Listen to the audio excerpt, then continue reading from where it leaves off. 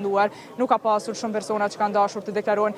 E nderuar, a mund t'ju pyesim cilat janë pritshmëritë juaja nga kuvendi sot dhe cili është qëndrimi juaj pasi nuk kemi parë të deklaroni deri tash? Jeni pro mocionit apo kundër? Domethënë kundër shkarkimit të Mira Bixhikut, sepse ka humbur 3 zgjedhje dhe mendoj që është koha për reflektim.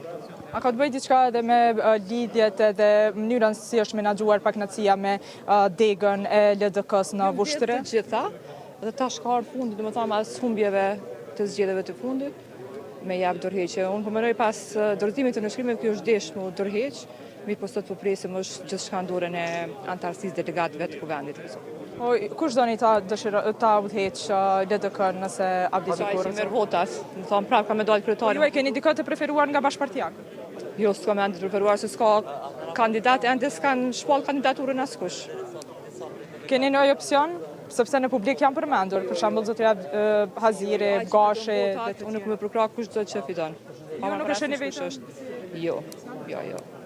Faleminderit shumë. Faleminderit që mbar.